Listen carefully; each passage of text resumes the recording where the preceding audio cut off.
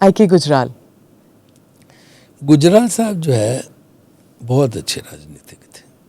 हम तो मतलब बहुत उनके करीब हो गए थे जब विदेश मंत्री थे, और फिर उनके साथ फॉरेन ट्रिप पे भी मैं गया। उन्होंने अपनी किताब में वो फोटो डाला, मेरा लिखा है कैप्शन में भी, है ना, कि ये। और बाद में भी मैं उनसे मिलता था।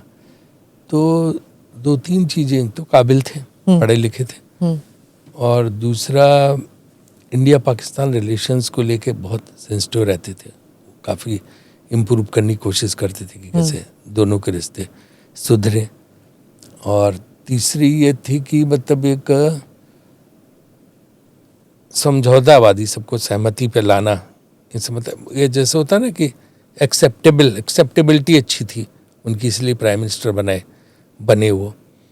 और उन्हें विश्वास था कि दोबारा फिर जीत के आएंगे, बनेंगे। और सरकार कैसे गिरी उनकी, डीएम के वो बताइए, वो जो किस्सा था, मतलब देयर वाज नो नीड, चल सकती थी उनकी सरकार, चल सकती थी। तो वो अच्छे आदमी थे, और उन्होंने एक ट्रिप की थी टू रीडिस्कवर गांधी, जिसमें वो सब जगह गए थे। साउथ अफ्रीका भी गए, उसमें मैं उनके साथ गया था। तो अच्छे, मतलब डिप्लोमेसी भी नहीं आती थी, जेंटलमैन गवर्नेंस भी आती थी। और इनके फादर अवतार नारायण गुजराल भी बहुत अच्छे नेता थे। वो सोचो कि उस समय वो रावलपिंडी से मेंबर ऑफ पार्लियामेंट जीते थे। और जिन्ना उनको अपनी कैबिनेट में लेने वाले थे, लेकिन नेहरू जी का फ़ोन पहुंच गया कि नहीं, आप इंडिया आइए। तो वो छोड़ के इंडिया आ गए। अच्छा। हाँ, और यहाँ पे उन दोनों था कि जो जो ट्रांसफ़र हो, तो यहाँ पे जैसे वहाँ मेंबर ऑफ पार्लियामेंट, तो आप यहाँ मेंबर ऑफ पार्लियामेंट हो जाते। लेकिन उन्होंने यहाँ आके जब देखा कि एमपी की तनख्वाह बहुत कम है, तो नेहरू जी के पास गए कि भाई मैं यहाँ दिल्ली में इस तनख्वाह में नहीं, मेरे बच्चे हैं और ये है, तो मैं इसमें नहीं रह सकता, तो मुझे तो आप राज्य में, पंजाब में कुछ कर दो। तो उन्होंने, कहते हैं कि उस समय जो चीफ मिनिस्टर थे, उनको फ़ोन किया कि उनका नेहरू जी का आशय रहा होगा कि वहाँ मिनिस्टर वगैरह उनको बना दो यहाँ से। उन्होंने मिनिस्ट्री में भी देखा कि बहुत ये नहीं था, ईमानदार आदमी थे। तो वो उन्होंने जालंधर में ये देखा कि जो कोई लेबर ट्रिब्यूनल था जुडिशरी का, वो कुछ वकील, बड़े वकील थे वहाँ झेलम में, झेलम डिस्ट्रिक्ट के बड़े वकील थे। झेलम से जो देश ने 2 प्राइम मिनिस्टर देखे, गुजराल साहब और मनमोहन सिंह, दोनों झेलम डिस्ट्रिक्ट से। हाँ, वहाँ पे तो वो उन्होंने वो ट्रिब्यूनल की चेयरमैनशिप ले ली। सोचो कि यहाँ केंद्र में मंत्री होते, सब होते, वहाँ बड़े नेता थे। लाहौर में पड़े थे ये। हाँ, राजा गजनफर अली खान और ये अवतार नारायण गुजराल, ये 2 बहुत बड़े लीडर थे वो रावलपिंडी सेक्टर के और झेलम के यहाँ के। हैं, और जिन्ना दोनों को बहुत मानता था। और गजनफर अली और अवतार गुजराल की बहुत दोस्ती थी। और ये गुजराल साहब और इनके भाई सतीश गुजराल, इन दोनों लोगों ने सैकड़ों लोगों को, जो दंगे में जो फंसे थे, हजारों लोगों को निकाला। ये यंग थे दोनों, इनके फादर ने कहा भाई मदद करो।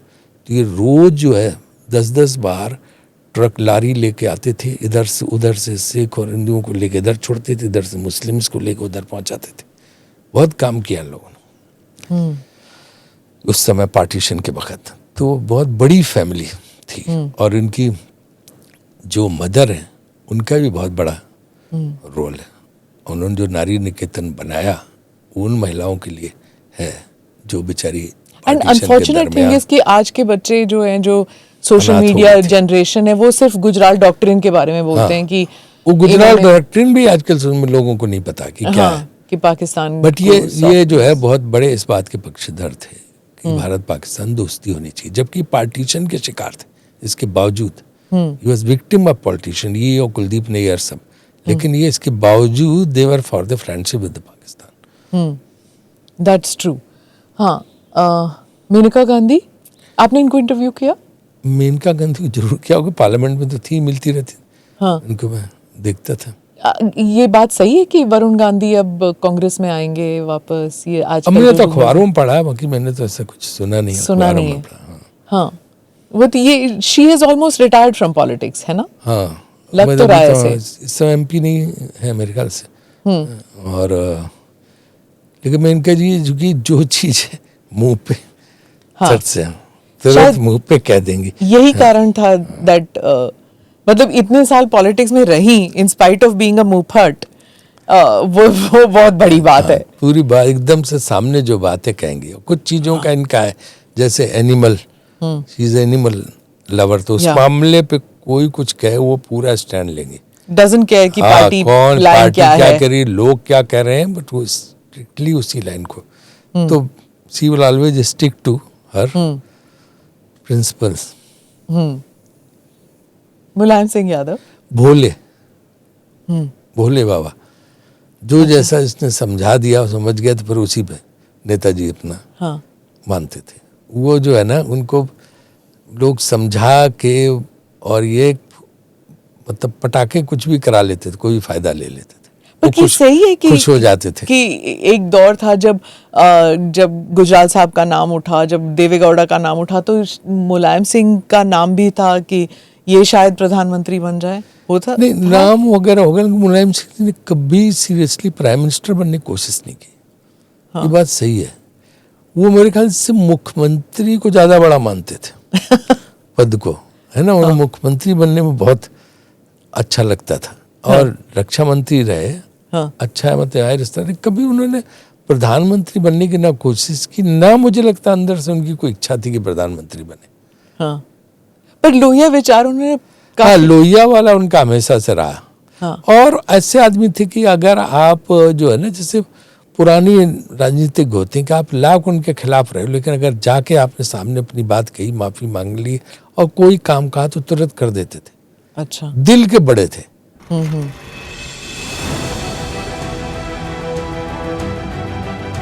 नमस्ते, जय Hind, you're watching ANI podcast with Smita प्रकाश। अगर हम उसको मस्जिद कहेंगे तो फिर विवाद होगा। इशू टूटा है क्या भारत? 400 पार का मतलब ये है कि संविधान खतरे में है। क्या हम लोग ये निर्देश देते हैं कि फला को गिरफ्तार करके जेल डाल दें? वही तो कह रहे हैं सब। ये बेबुनियाद निराधार आरोप। सच्चा सुनना चाहो देखो स्मिता प्रकाश ANI, it does not lie।